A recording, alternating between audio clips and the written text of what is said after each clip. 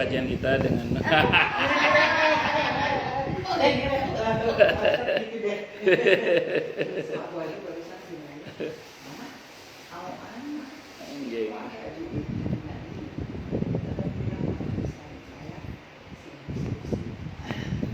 mulai ya. Assalamualaikum warahmatullahi wabarakatuh. Bismillahirrahmanirrahim. Alhamdulillahirabbil alamin. Wa bihi nasta'in wa ala umurid dunya waddin. Wassalatu wassalamu ala asyrafil anbiya'i wal mursalin sayyidina wa habibina wa syafi'ina wa qurrati a'yunina wa maulana Muhammadin wa ala alihi wa ashabihi wa dzurriyyatihi ajma'in, amma ba'du. Asyhadu an la ilaha illallah wa asyhadu anna Muhammadar Rasulullah wa ufawwidu amri ilallah innallaha basirum bil ibad. Hasbiyallahu la ilaha illa huwa alaihi tawakkaltu wa huwa rabbul arsyil azim. Qala Allah ta'ala fi kitabihil karim hikayatan an nabiyillahi Musa alaihi salam, Rabbi syrah li sadri wa yassir li amri wahlul 'uqdatam min lisani yafqahu qawli. Para asatidzah, para ibu-ibu sekalian, hafizani wa hafizakunallah, bil khusus sahibatul bait Ibu Surya, yang semoga beliau beserta keluarga besarnya dan kita semua semoga selalu dalam naungan rahmat, barokah, perlindungan serta bimbingan Allah Subhanahu wa taala. Amin Allahumma amin insyaallah. Dan tentu saya doakan semoga kemuliaan ibu-ibu sekalian selalu dijaga dan ditingkatkan terus oleh Allah Subhanahu wa taala sebagai seorang muslimah, sebagai seorang istri, sebagai seorang ibu dunia hingga surga. Amin Allahumma amin insyaallah. Allahumma inna nas'aluka ilman nafi'a wa rizqan thayyiba wa amalan mutaqabbala wa fatahallahu lana futuhal arifin. Allahumma inna na'udzubika min ilmin la yanfa' wa amalin la yurfa' wa qalbin la yakhsha' wa du'a'i la yusma'. Allahumma ati anfusana taqwaha wa zakkiha anta khairu man zakkaha anta waliyuha wa maulaha. Amin Allahumma amin insyaallah. Sekarang halaman 420. Nggih, monggo silakan. Ketika mereka besar, di waktu itu mereka bicara lengkap pelajarannya, agar mereka bisa mendengar apa yang dikatakan kepada mereka dan bisa membaca buku catatan masing-masing yang menceritakan apa-apa yang telah mereka perbuat di dunia. Dan anggota-anggota tubuh mereka memberi kesaksian atas kejahatan mereka. Berarti mereka waktu itu bisa mendengar dan melihat. Allah Ta'ala menceritakan keadaan mereka saat itu, bahwa mereka berkata, kitab apakah ini yang tidak meninggalkan yang kecil dan tidak pula yang besar, melainkan ia mencatat semuanya. Al-Kahfi 49. Bahkan mereka bertanya kepada murid mereka sendiri, mengapa kamu menjadi sakit terhadap kami? Fussilat bersatu. Dan hal itu juga agar mereka menyaksikan hari tua kiamat dengan segala macam peristiwa yang terjadi, yang dulu mereka dustakan semasa di dunia, termasuk kesulitan dan perubahan-perubahan keadaan yang dialami manusia di waktu itu. Ya, baik. Jadi saya ulangkan, kemarin saya ceritakan manusia itu ketika dibangkitkan itu sesuai dengan amalnya. Ada yang sempurna bercahaya, ada yang ya lecek, kumel, tertunduk, malu, cacat, semacam-macam lah. Tapi nanti pada saat mereka menghadapi kedahsyatan atau kedahsyatan mahsyar, itu mereka dikembalikan lagi penglihatannya, termasuk pendengarannya, supaya mereka bisa merasakan kengerian-kengerian yang ada di mahsyar itu. Karena kalau mereka buta, mereka tuli kan tidak dengar apa-apa, nggak lihat apa-apa, enak men. Jadi ketika pada bagian itu mereka ditampakkan kembali. Jadi dibuat bisa melihat kembali, bisa dibuat bisa mendengar kembali dan bisa merasakan kengerian-kengerian mahsyar saat itu. Nah, apalagi pada saat dihisab otomatis yang bersangkutan dibuat bisa bicara kembali, bisa melihat kembali, bisa mendengar kembali. Nah, Oh berarti anu dong Ustaz, ada masa di mana mereka kadang dibuat buta, tuli, bisu dan macam-macam atau cacat. Ada masa di mana mereka dibuat sempurna kembali pendengarannya, penglihatannya dan bisa bicara kembali. Maka jawabannya iya. Oh berarti keadaannya bisa berubah-ubah. Jawabannya iya. Nah sekarang kalau kita di dunia sekarang, bisa nggak misalnya maaf ya, ada orang yang keadaannya berubah sewaktu-waktu di dunia ini misalnya, bisa nggak? Bisa.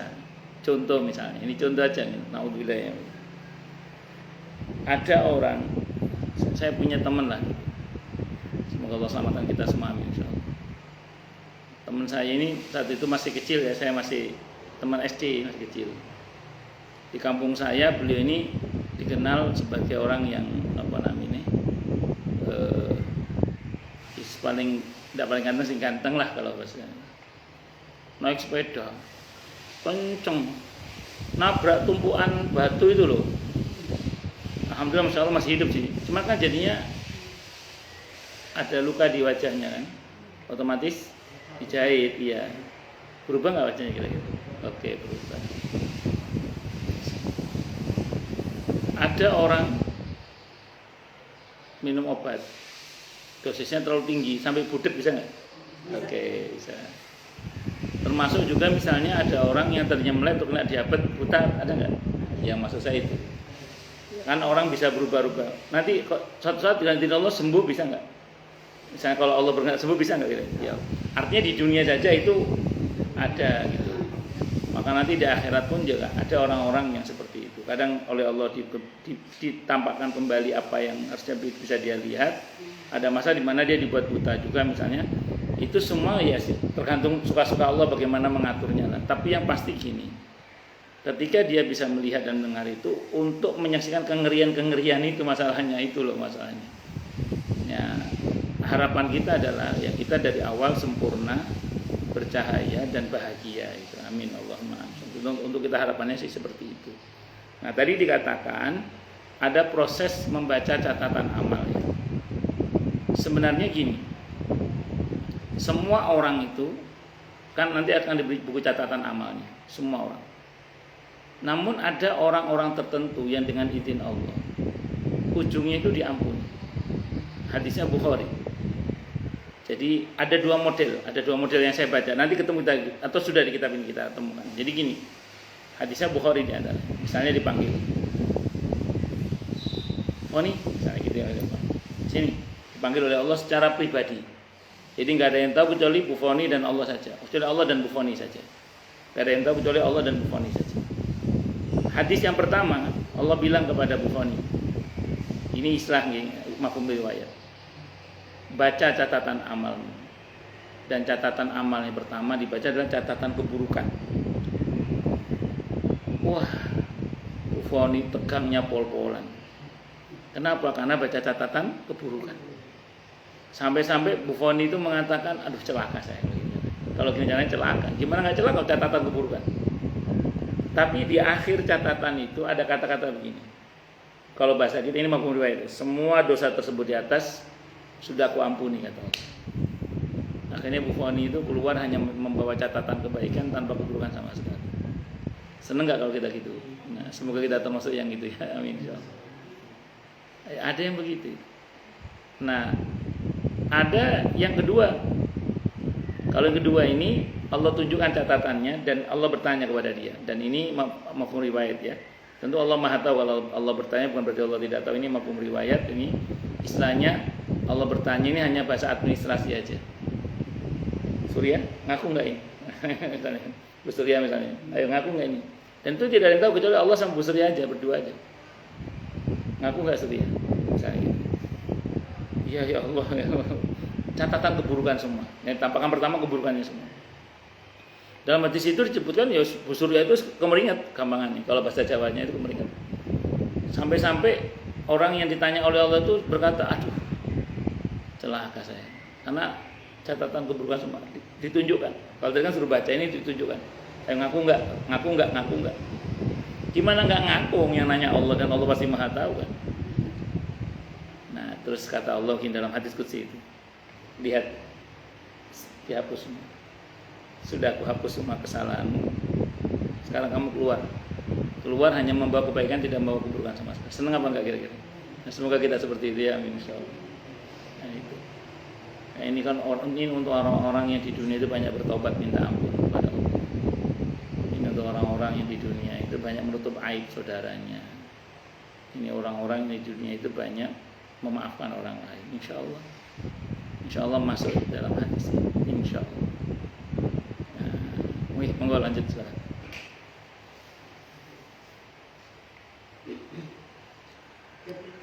Ketika dikirim ke neraka jahanam, di waktu itu pendengaran dan lidah mereka didengarkan, karena dalam hal ini Allah Ta'ala berfirman, dan kami akan menghimpun mereka pada hari kiamat, diseret atas muka mereka dalam keadaan buta, bisu dan tuli. Tempat kediaman mereka adalah neraka jahanam. Al-Isra 97. Orang-orang yang berdosa dikenal dengan tanda-tandanya, lalu dipegang tubuh-tubuh dan kaki mereka. Ar-Rahman 41. Kedua ayat ini mengisyaratkan pedih penderitaan yang mereka rasakan saat itu, berupa hilangnya pendengaran dan kemampuan berbicara. Ketika mereka sudah tinggal di dalam neraka, keadaan ini terbagi menjadi dua tahap, yaitu tahap permulaan dan tahap akhir. Tahap permulaan yaitu ketika mereka menempuh jarak antara mauqif, tempat mereka dihisab, sampai ke tepi neraka jahanam. Pada tahap ini mereka memang dalam keadaan buta, bisu dan tuli sebagai penghinaan terhadap mereka dan agar mereka tidak dibedakan dari yang lain. Dan selanjutnya ketika sampai ke tepi neraka, maka panca indera mereka pun dikembalikan agar mereka bisa menyaksikan neraka dengan segala macam azab yang telah disediakan Allah untuk mereka, dan bisa melihat para malaikat, azab dan segala hal yang pernah mereka dustakan di dunia. Berarti ketika tinggal di neraka, mereka dalam keadaan dapat berbicara, mendengar dan melihat. Oleh karena itu Allah Ta'ala berfirman, dan kamu akan melihat mereka dihadapkan ke neraka dalam keadaan tunduk karena merasa terhina. Mereka melihat dengan pandangan lesu. Asyura 45. Dan firman-Nya pula, setiap suatu umat masuk ke dalam neraka, mereka mengutuk kawannya yang telah menyesatkannya, sehingga apabila mereka telah masuk semuanya, berkatalah orang-orang yang masuk belakangan di antara mereka kepada orang-orang yang masuk terdahulu, ya Tuhan kami, mereka telah menyesatkan kami. Sebab itu datangkanlah kepada mereka siksaan yang berlipat ganda dari neraka. Allah berfirman, masing-masing mendapat siksaan yang berlipat ganda, akan tetapi kamu tidak mengetahui. Dan berkata orang-orang yang masuk terdahulu di antara mereka kepada orang-orang yang masuk belakangan, kamu tidak mempunyai kelebihan sedikit pun atas kami, maka rasakanlah siksaan atas perbuatan yang telah kamu lakukan. Al-A'raf 38-39. Dan juga firman Allah Ta'ala, setiap kali dilemparkan ke dalam neraka sekumpulan orang-orang kafir, penjaga-penjaga neraka itu bertanya kepada mereka, apakah belum pernah datang kepada kamu di dunia seorang pemberi peringatan? Mereka menjawab, benar, sesungguhnya telah datang kepada kami seorang pemberi peringatan, maka kami mendustakannya. Dan kami katakan, Allah tidak menurunkan apapun. Al-Mulk 8-9. Baik. Jadi gini ya, secara umum itu orang-orang yang masuk neraka itu, ahli neraka lah, itu Allah buka tutup deh penglihatannya, pendengarannya. Allah buka tutup, kadang dibuka, kadang ditutup. Di semua pilihan dalam rangka untuk menyiksa mereka. Jadi ketika misalnya dibuat buta, dibuat tuli, itu dalam rangka buat mereka supaya bingung, karena mereka nggak bisa melihat apa-apa, nggak bisa mendengar apa-apa. Dari neraka itu dia di masa itu dia kebingungan. Kenapa? Karena tidak bisa mendengar, juga tidak bisa melihat. Itu konteksnya. Nah, ini berbeda dengan ketika mereka dibuat melek. Itu juga dalam rangka untuk menyiksa mereka, supaya mereka melihat kengerian neraka. mulai dari bentuk malaikatnya yang serem-serem, atau yang tenggelam oleh keringatnya, atau bentuk siksaan neraka itu sendiri yang juga sangat mengerikan. Artinya orang yang dimurkai oleh Allah, naudzubillah min dzalik, itu di semua keadaannya, mau melek mau buta, mau bisa mendengar atau tuli, itu dua-duanya buruk bagi mereka. Kenapa? Karena di semua keadaan itu dalam rangka untuk menyiksa mereka. Nah, kita nggak usah ngomong akhirat, sekarang kita ngomong di dunia aja. Sebenarnya ada rumus sederhana, Bu. Di semua keadaan kalau orang itu dicintai oleh Allah, itu baik untuk dia. Dan di semua keadaan yang dia dibenci oleh Allah atau dimurkai oleh Allah, itu buruk bagi dia. Saya ambil contoh, misalnya contoh. Ada orang yang dicintai oleh Allah karena dia sabar. Dia beriman, dia bersabar, dia beramal soleh. Itu di semua keadaannya dia baik. Kenapa? Karena dekat dengan pertolongan Allah. Sebut saja dia kaya. Dasarnya dia beriman, dasarnya dia orang yang pandai bersyukur, dasarnya dia adalah orang yang sabar. Maka dia akan menggunakan kekayaannya untuk kebaikan-kebaikan yang memuliakan dia dan orang lain dunia akhirat. Satu. Sekarang kalau orang dimurkai oleh Allah, serakah, pelit misalnya, terus dolim misalnya, diberi kekayaan, kira-kira apa yang terjadi? Buruk. Justru kekayaannya akan dia gunakan untuk keburukan yang bisa mencelakakan dirinya dan orang lain. Nah, makanya di semua pilihan dia buruk. Kenapa? Karena dasarnya memang dia dimurkai oleh Allah dengan segala sifat dan kelakuannya itu. Nah, sebaliknya ketika orang miskin, orang yang beriman, orang yang sabar, orang yang pandai bersyukur kok diuji dengan kemiskinan, dia tidak akan berbuat jahat dengan kemiskinannya. Dia akan bersabar, dia akan memilih untuk bisa menahan diri, dia akan berusaha tetap berbuat baik dalam keadaan yang pas-pasan itu. Sehingga dia akan dekat dengan pertolongan Allah. Berbeda sama orang yang jahat, orang yang zalim, orang yang dimurkai oleh Allah. Begitu dia miskin, pikirannya apa? Kriminal aja udah. Apa nyolong, apa nipu, atau apa macam-macam. Kenapa? Karena memang dari awalnya orangnya tipe orang yang dimurkai oleh Allah. Naudzubillah min dzalik. Nah, makanya di semua keadaan itu akan menjadi baik kalau memang kita dicintai oleh Allah. Dan di semua keadaan itu akan menjadi buruk kalau dibenci oleh Allah. Maka di akhirat nanti orang yang dimurkai oleh Allah itu meleknya ya masalah, butanya juga lebih masalah lagi. Bisa mendengarnya dia ya masalah, tulinya dia juga masalah. Karena di semua hal yang dia harus jalan dalam tahapan kehidupan di akhirat itu, semuanya dia harus berhadapan dengan sistem yang Allah bangun dalam mekanisme yang telah Allah tetapkan berkaitan dengan nikmat ataupun adab nanti di mahsyar itu. Nah, saya kira itu. Monggo lanjut siapa?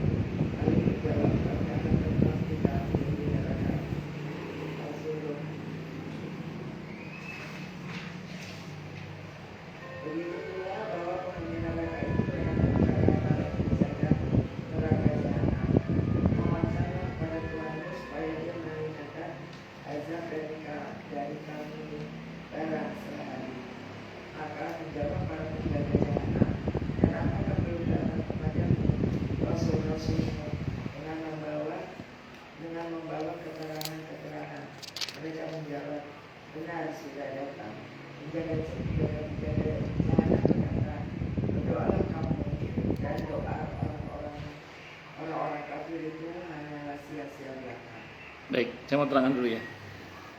Di antara siksa neraka nanti itu adalah diiming-imingi nikmat surga gitu ya.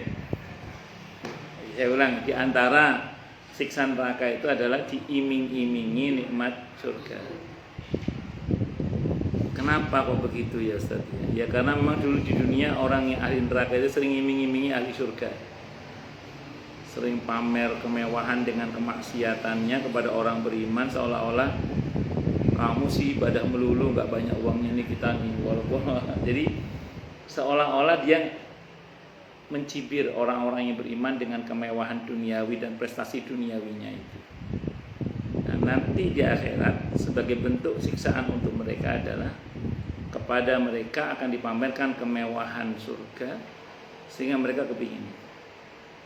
Nah, kalau yang sederhana, paling sederhana gini deh, di tengah-tengah puasa kita Ramadan itu, mereka yang tidak puasa seenaknya saja kadang makan ini itu di depan orang yang berpuasa tanpa mempertimbangkan perasaan orang yang sedang berpuasa itu sendiri. Sehingga apa yang terjadi kemudian? Yang terjadi adalah sebagian orang yang berpuasa, tentu kalau yang imannya agak pas-pasan ya, terganggu apa tidak kira-kira? Ya, kalau yang imannya sudah mantap sih mau dipamerin apa depannya juga santai aja gitu. Tapi tindakan mereka ini kan termasuk tindakan yang menghina gitu loh. Nah, sebagaimana mereka menghina, nanti di akhirat mereka juga akan diece gitu loh. Akan diece. Kamu kan dulu ngece orang beriman, sekarang kamu diece juga gitu. Ya, terus menarik lagi misalnya. Jadi kamu sana minta sama Allah. Di dalam ayat itu kita tadi gitu. Udah minta sama Allah. Akhirnya mereka minta, tapi sudah nggak dikabulkan. Kalau bahasa sederhananya, dulu di dunia dikasih kesempatan berdoa nggak mau berdoa. Sekarang di akhirat mau berdoa telat. Jadi kayak dipermainkan. Kenapa mereka dipermainkan? Karena selama ini mereka juga suka mempermainkan agama. Bisa dimengerti ya? Saya kalau baca di media sosial itu tulisannya orang-orang ateis terutama, itu mereka begitu meremehkan soal doa. Apa urgensinya doa itu? Yang penting itu langkah nyata. Kalau sakit yang ke rumah sakit apotek, dia bilang nyatanya sebetapapun kamu hebat, kamu berdoa, nyatanya yang menyembuhkan kamu adalah dokter sama obat di sebelah bawahnya, omongin gitulah orang. Oke, memang real yang tampak di permukaan kita memang itu yang bergerak. Tapi jangan salah, orang beriman punya keyakinan bahwa berobat, datang ke dokter atau ke ahlinya, atau beli obat ke apotek atau ke tempat lain yang memang itu merupakan bagian dari pengobatan, itu kan semata-mata ketaatan kita kepada Allah. Yang kuasa menyembuhkan siapa? Buktinya apa? Tidak semua yang ke dokter sembuh kan? Tidak semua yang minum obat sembuh. Bahwa kita ke dokter, iya, itu bagian dari usaha ketaatan kita. Tapi saya ulang tadi, tidak semua yang ke dokter sembuh. Tidak semua yang ke rumah sakit sembuh. Tidak semua yang Jadi itu beda kita sama mereka. Nah, karena mereka sudah meremehkan doa, nanti oleh Allah dicengin juga. Ya sudah, doa sama Allah, minta sama Allah. Akhirnya mereka berdoa, tapi udah terlambat. Dulu di dunia kamu nggak mau berdoa, sekarang di akhirat mau berdoa, tapi ya wis terlambat. Nah, makanya nanti ada ayat yang lain nanti juga insya Allah kita akan ketemu ya.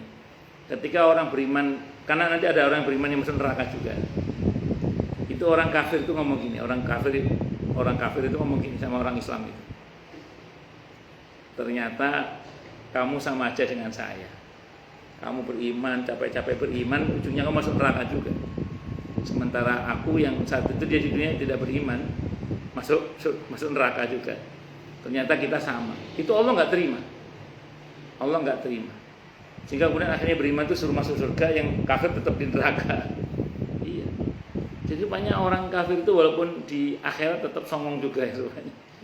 Iya. Ada ayatnya di seluruh, nanti insya Allah kita ketemu insya Allah. Jadi orang yang kafir itu ngomong sama orang beriman, ternyata kamu sama saya sama saja. Kamu dulu capek-capek beriman, dan ternyata kamu masuk neraka sama dengan saya yang juga masuk neraka. Itu Allah nggak terima. Allah ingin menegaskan bahwa tetap orang yang beriman dengan orang yang tidak beriman itu berbeda. Nah, sama dengan orang yang berilmu. Kira-kira gini lah, seandainya nanti ada orang yang ngaji, capek-capek aja nggak capek-capek ngaji. Tiba-tiba, tapi kalau kita naudzubillah ya, semoga kita tidak usah masuk neraka. Misalnya orang yang ngaji ini masuk neraka. Nanti itu orang-orang yang nggak ngaji itu pada ngomong gini kira-kira ini. Ternyata kamu sama saya sama aja ya. Kamu ngaji ujungnya masuk neraka, saya juga ngaji, tidak ngaji juga masuk neraka. Itu Allah juga nggak terima itu. Akhirnya kata para ulama dalam riwayat itu dikatakan orang yang berilmu itu cuma sebentar di neraka, akhirnya dimasukkan lagi ke surga. Kenapa? Karena Allah tetap nggak mau disamakan antara orang yang berusaha taat dengan tidak taat, itu tetap beda. Jadi orang yang berilmu agama sama yang tidak itu tetap beda. Walaupun ada di antara mereka yang masuk neraka, tapi tidak lama. Kenapa? Karena tadi itu menurut penjelasan para ulama itu kurang lebih begitu. Kenapa? Karena Allah nggak mau dianggap sama antara orang yang mau belajar dengan yang tidak mau belajar. Tapi semoga kita nggak usah masuk neraka. Amin. Semoga kita semua dimasukkan oleh Allah dalam surganya tanpa hisab, tanpa azab. Amin. Allahumma amin. Insyaallah mudah-mudahan. Ya, mau lanjut silakan. Maka jawab para penjaga jahanam, dan apakah mereka tanpa yang Rasul-Rasul dengan membawa keterangan-keterangan? Mereka menjawab, benar, sudah datang. Penjaga-penjaga jahanam itu berkata, berdoa kamu dan doa orang-orang kafir juga adalah sia-sia. Adapun ketika mereka telah tinggal dalam neraka dalam menjadi penduduk tetap di sana, maka ketika mereka berkata, ya Tuhan kami, keluarkanlah kami dari dan kembalikan kami ke dunia. Maka jika kamu kembali juga kepada kekafiran, sesungguhnya kami adalah orang-orang yang zalim. Maka kepada mereka Allah berfirman, tinggallah kamu dengan benar di dalamnya, dan janganlah kamu berbicara lagi denganku. Al-Mukmin 108. Allah Ta'ala benar-benar menetapkan bahwa mereka kekal tinggal dalam neraka dengan menampilkan perumpamaan yang ditampakkan di hadapan mereka, berupa seekor domba hitam bergelang putih diberi nama al-maut atau kematian. Domba itu disembelih di atas surga antara surga dan neraka, lalu disebutkan, wahai ahli surga, Allah kalian, tidak ada lagi kematian. Wahai ahli neraka, kalah kalian, tidak ada lagi kematian. Dan sejak saat itu negara mereka dihilangkan. Bahkan boleh jadi penglihatan dan kemampuan berbicara pun dihilangkan juga. Tetapi dihilangkannya pendengaran itu yang lebih. Karena Allah Ta'ala berfirman, mereka melintih di dalam api, mereka di dalamnya tidak bisa mendengar. Al-Anbiya 100. Ketika pendengaran dihilangkan, maka selanjutnya mereka hanya terdengar desahan dan tarikan nafas saja. Boleh jadi hikmah dari kehilangan pendengaran itu karena dulu mereka telah mendengar seruan Allah melalui para rasulnya, namun tidak memenuhi seruan itu, bahkan mengingkari dan mendustakannya. Mereka telah disampaikan pada mereka dengan sebenar-benarnya. Maka oleh karena hujah Allah atas mereka di dunia berupa mengatakan supaya didengarkan. Maka di antara Allah hukum mereka itu dengan melenyapkan pendengaran. Hal itu diperjelas bahwa mereka dulu berkata kepada Nabi, bagaimana disebut dalam firman-Nya, dan di telinga kami ada sumber, dan di antara kami dan kamu ada dinding. Fussilat 5. Dan mereka mengatakan pula kepada sesamanya, janganlah kamu benarkan dengan sungguh-sungguh akan Al-Quran ini, dan buatlah hidup pikuk beradabnya. Fussilat 26. Begitu pula yang telah dilakukan kaum terhadap beliau. Mereka menutupkan pakaiannya mereka agar tidak melihat beliau dan tidak mendengar perkataannya. Kemudian Allah menjadikan sikap yang serupa dari orang-orang kafir dan kepada masyarakat dalam firman, ingatlah sesungguhnya ke orang-orang Nabi itu memalingkan dada mereka untuk menyembunyikan diri daripadanya Muhammad. Ingatlah di waktu mereka menyelimuti diri dengan air. Bukti 5. Jika penglihatan mereka dilenyapkan, Hal itu karena mereka telah melihat yang dialami orang lain, tetapi tidak juga mengambil pelajaran. Dan jika mereka dinyatakan kemampuan berbicaranya, hal itu akan mereka telah diberi kemampuan tersebut, tapi mereka tidak tetap ikat. Demikianlah kesimpulan dari hasil penggabungan antara ayat-ayat tersebut di atas, menurut yang dikatakan oleh para ulama kita. Baik, saya mau terangkan dulu gitu. Jadi saya mau tarik intinya. Orang itu sebenarnya tidak akan dihukum oleh Allah karena ketidaktahuannya.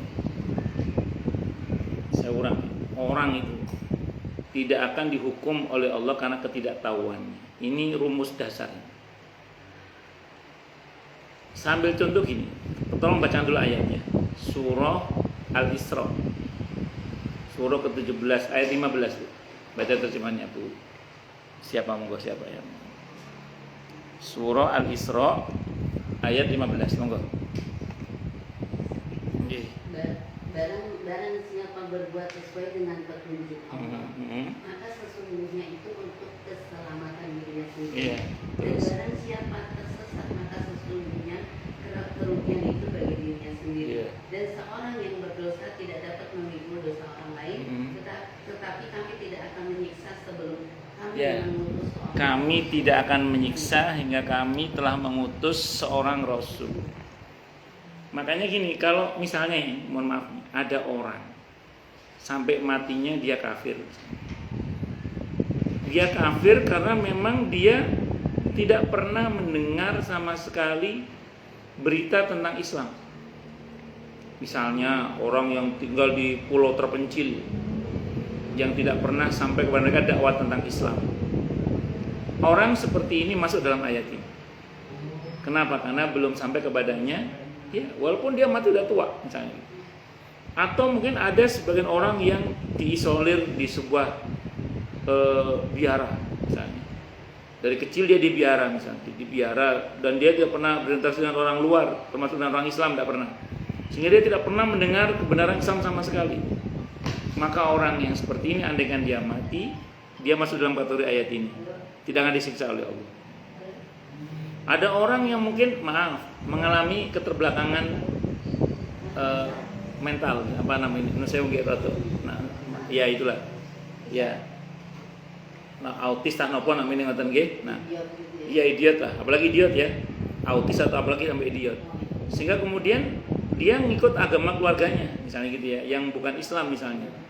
Sehingga karena dia mohon maaf ada keterbelakangan mental atau non sewu tadi itu, dia tidak pernah menerima kebenaran informasi Islam itu. Jadi andaikan dia mati walaupun dia sudah akil balik misalnya mati dia sudah sudah ngerti gitu, itu tetap dia tidak akan disiksa karena masuk dalam ayat ini. Tapi ada lanjutannya. Kalau dia sudah sampai di ayat itu nggak ada tapinya, tapi dari saya tapinya.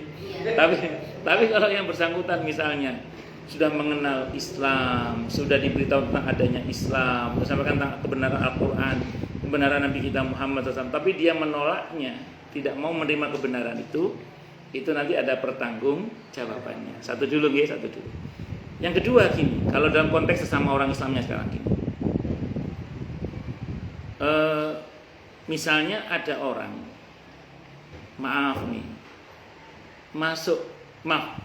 dia mati dalam keadaan tidak sholat misalnya, tidak puasa Ramadan. Pokok gampangannya dia mati dalam keadaan durhaka kepada Allah.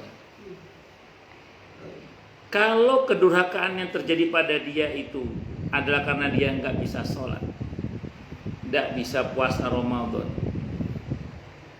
dan itu karena kebodohannya, catat baik-baik, orang ini tidak disiksa karena kebodohannya. Tapi kalau dia tidak tahu semua itu gara-gara muales belajar, di situ ada pertanggungjawabannya. Kenapa? Karena inna sam'a wal basara wal fuada kullu ulaika anhu mas'ula. Karena pendengaran dan penglihatan dan hati nanti akan dimintai pertanggungjawaban. Tapi panjenengan semua kan punya udzur, punya hujah, punya argumentasi nanti di hadapan Allah, punya alasan untuk tidak diadab kalau kita sudah ngaji. cuman kadang belum paham, ilmunya belum nyampe, atau hafal 3 lupa 2 misalnya gitu, atau hafal 2 lupa semua misalnya kan gitu. Maka itu jadi udzur nanti. Nah, jadi kita ngaji ini bukan hal yang sederhana loh ini. Ini nanti kita bisa pakai sebagai alasan, ya Allah, saya dulu sudah ngaji loh ya Allah. Saya dengerin radio, saya nonton YouTube, saya juga baca, saya tanya sama ahlinya, saya datang ke majelis taklim. Tapi ya Allah, ini kan memang dosa saya yang saya belum tahu, ilmu saya belum nyampe. Maka sampai situ bisa dipahami, yang model begini tidak disiksa itu. Kenapa? Karena dia sudah belajar, ada udurnya, ada alasan untuk dia diampuni oleh Allah. Nah, kapan hari itu ada jamaah saya nanya gini ke saya, Ustadz, selama ini kan saya sudah ngaji, sudah belajar, dan saya coba mengamalkan ilmu saya. Belakangan ada yang ngomong katanya perbuatan saya itu salah katanya, kata orang yang ngomong itu. Bagaimana itu Ustadz? Maka saya jawab, pertama belum tentu salah juga, saya bilang gitu. Bisa jadi yang ngomong salah itu malah yang salah, saya bilang gitu. Atau ada beda pendapat ulama, bisa dua-duanya benar kan? Tapi andekan pun misalnya, ini andekan perbuatan ibu ternyata salah. Jadi perbuatan ibu ini ternyata apa? Salah. Dan ibu sudah belajar kan? Dan sudah bertanya sama ahlinya juga, dan ibu sudah berusaha mengamalkan apa yang ibu tahu. Ternyata masih salah juga misalnya. Ibu gak usah khawatir. Ibu masuk dalam ayat Rabbana la tu'akhidna in nasina aw akhtana. Bahwa kita ini kan diampuni oleh Allah untuk jenis kesalahan yang kita lupa atau tidak sengaja salah. Kan ibu gak sengaja salah kan? Iya Ustaz. Kan ibu udah berusaha mengamalkan ilmu ibu, iya. Kalau kemudian ibu salah, ibu nggak akan dihukum. Kenapa? Karena masuk dalam kategori ayat Rabbana la tu'akhidna in nasina wa akhtana. Makanya gini, asal kita sudah berusaha mengijit, misalnya mohon maaf ya, ada kasus-kasus tertentu di mana kita terpaksa harus mengambil keputusan. Nanya sama Ustaz kelamaan belum tentu segera jawab misalnya gitu. Sehingga kita segera mengambil keputusan. Maka kita berdasar ilmu yang kita pahami, kita coba putuskan. Ternyata salah, nggak usah khawatir. Karena kita tidak berniat salah soalnya. Kita sudah berusaha bersikap sesuai dengan ilmu yang kita ketahui. Kok masih salah? Insya Allah kita masuk dalam ayat Rabbana la tu'akhidna in nasina aw akhtana. Contoh. Ibu di tengah-tengah sholat, misalnya gitu ya, ada selilit, ketelan, aduh, batal nggak ya? Gitu. Misalnya, perasaan kemarin ngaji sama Ustadz, kalau selilit yang notabene nggak banyak, ketelan, bukan sengaja ditelan, ketelan itu nggak batal. Udah terus saja lanjut. Nah, terus misalnya ini belakang hari ibu dapat informasi, itu batal misalnya gitu ya. Yang lalu itu nggak dosa. Kenapa? Karena ibu sudah berijtihad. Walaupun yang benar memang nggak batal. Asal jangan sengaja selitnya aja, sengaja dicari terus ketelan. Tapi kalau ketelan beda. Jadi itu tidak ada masalah. Nah terus misalnya itu contoh. Nah ini contoh aja. Itu kan butuh ijtihad kan, masa sholat mau nanya sama saya mungkin juga. Itu ijtihad pribadi aja. Dan banyak keadaan-keadaan tertentu di mana kita terpaksa harus mengambil sikap hukum secara cepat kan. Sehingga kita perlu berijtihad dalam level kita, maksudnya bukan ijtihadnya ulama, bukan ijtihad kita yang bodoh dengan sedikit ilmu yang kita miliki itu. Nah, terpaksa bismillah. Ada belakang hari salah ya istighfar astagfirullah. Nah, ya Allah ampuni hamba kemarin terpaksa ya Allah, dan saya berusaha bertindak sesuai dengan arahanmu ya Allah. Karena nggak ada pilihan lain misalnya, karena Allah Maha Tahu. Ya kayak misalnya banyak orang ketika haji atau umroh itu kan harus gandengan suami istri, karena takut istrinya hilang atau takut apa, bergandengan misalnya. Ya kalau pakai madhab syafi'i kan batal wudunya. Sehingga kita ya Allah terpaksa saya pakai madhab misalnya Maliki misalnya, supaya saya tidak batal misalnya. Nah, itu monggo mawon silakan. Bukan berarti kita mempermainkan hukum Allah, bukan. Karena keadaannya menuntut itu. Adapun ternyata ada yang menyalahkan, ya paling kan kita sudah masuk dalam ayat Rabbana la tu'akhidna in nasina aw akhtana. Itu sudah biasa. Saya kira ini Bu yang saya sampaikan buka bermanfaat. Silakan yang mau tanya. Gimana Bu? Jadi yang anak bergandengan saya punya sahabat seperti adik misalnya. Okay. Dia tuh masukin anaknya tuh, kata dia sih pesantren misalnya, kata dia itu sebulannya 8 juta Ustaz. Nah, saya tuh karena itu buat apa sih, mendingan kamu urus sendiri. Ini kan apa namanya pahala yang bisa kalau urus sendiri gitu ya. Yeah. Kalau di pesantren kan dia nggak paham, tapi misalnya diajarin sholat, tempat diajarin puasa apa itu. dia punya bayangan pengen anak yang soleh. Tadi Ustaz bilang kan dia nggak punya ini ya Ustaz. Iya. Nggak punya kewajiban karena ada gini buat pertanyaan gini aja sih. Oke, dia 8 juta untuk anaknya itu, oke, tidak ada masalah asal memang terbukti ada perubahan pada anaknya. Maksudnya real anaknya bisa sholat, real anaknya bisa misalnya gitu. Karena mungkin kan tidak semua orang tua itu punya kemauan dan kemampuan untuk diri sendiri itu. Misalnya. Tapi kalau maaf pulang nggak ada perubahan sama sekali, sama aja. Ya. Saya malah khawatir Ustaz, karena saya deket banget. Dia tuh sering judul kepala yang biru. Oh di sana apa iya benar dijagain benar gitu. Ya mungkin karena 8 juta itu jagain benar bisa aja. Ya karena 5 juta, karena 8 juta dijagain benar bisa. Iya setiap bulan gitu Ustaz. Iya. Itu ke anak itu emang benar kan Ustaznya nggak ada ini. Ya kalau memang betul-betul dia mengalami keterbelakangan mental yang memang parah ya dia insya Allah tidak termasuk mukallaf. Mukallaf itu orang yang dikenai beban hukum itu ada 2 macam. Yang pertama orang yang ada 2 ketentuannya, ada akil, ada baligh. Akil itu dia berakal sehat. Yang kedua usianya sudah mencapai usia baligh. Nah, yang ini kan kendalanya di akal sehat gitu. Jadi ketika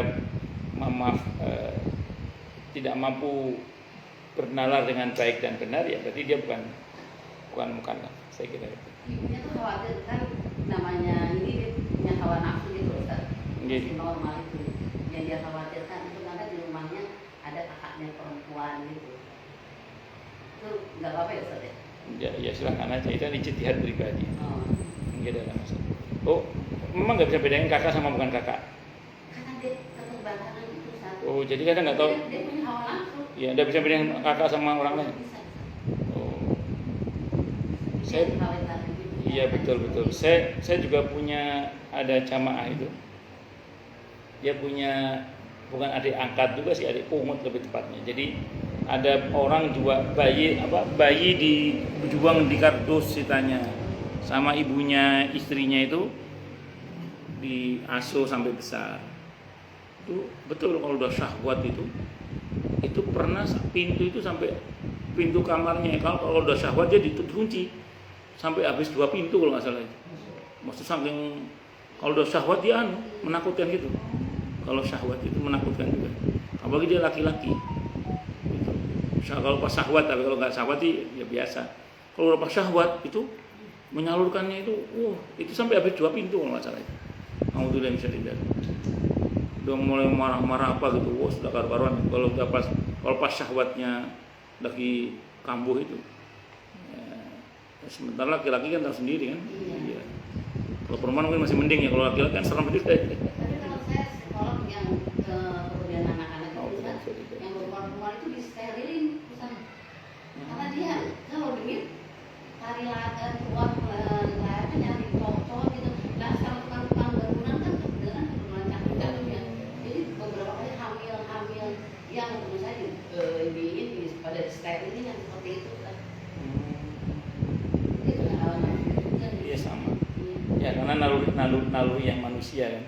Naluri manusia binatang aja punya apalagi manusia. Tapi itu kan nggak apa demi keamanan. Iya betul.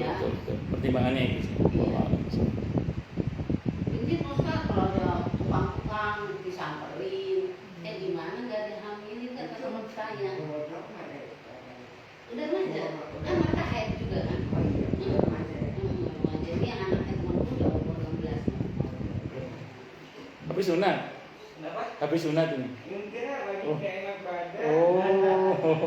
Tapi kita habis sunat. Oke, ngomong. Oh, yang lain silakan kalau ada.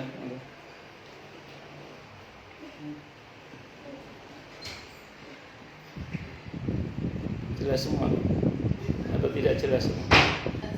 Oke. Saya ketiduran. Iya. Ketiduran. Terus? Kayaknya sudah sholat zuhur gitu ya. Iya. Jadi bangunin itu, kayaknya belum sahur, sholat lagi. Iya. Begitu udah.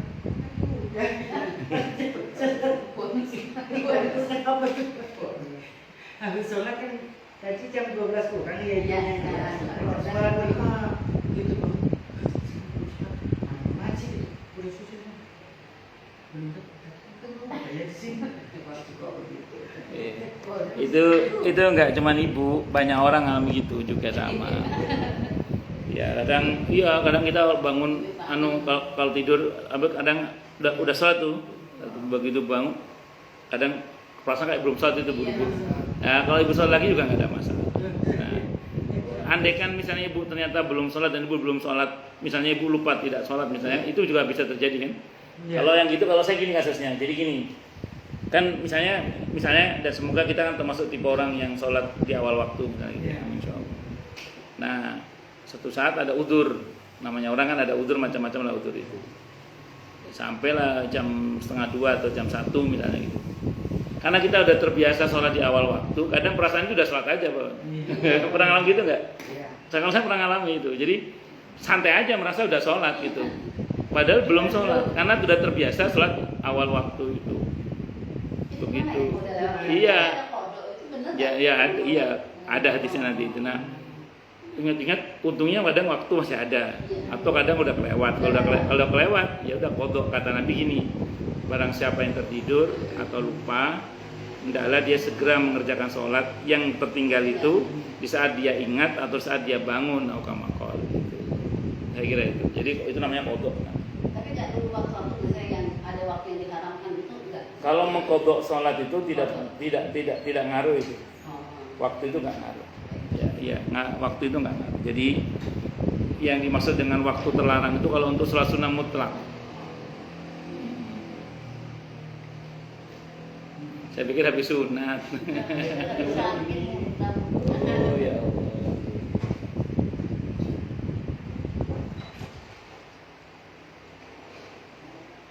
Ada lagi?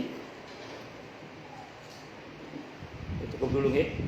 Kita tutup dengan hamdalah. Alhamdulillahirrahmanirrahim. Semoga kajian kita bisa bermanfaat, mubarakah fi dini wa dunya wal akhirah, untuk kita, keluarga kita dan seluruh umat Islam semuanya. Dan mudah-mudahan kita semua dijadikan oleh Allah sebagai orang-orang yang sukses dunia akhirat, selamat dunia akhirat, bahagia dunia akhirat, dan dipermudah urusan kita oleh Allah fi dini wa dunya wal akhirah. Semoga Allah limpahkan hidayah selalu untuk kita. Semoga Allah tingkatkan selalu hidayah untuk kita, dan semoga Allah berikan hidayah untuk siapapun yang melihat kita. Subhanakallahumma bihamdika asyhadu an la ilaha illa anta astaghfiruka wa atubu ilaik. Sallallahu alaihi Muhammad wa ala alihi wasallam. Saya mohon maaf. Wassalamualaikum warahmatullahi wabarakatuh.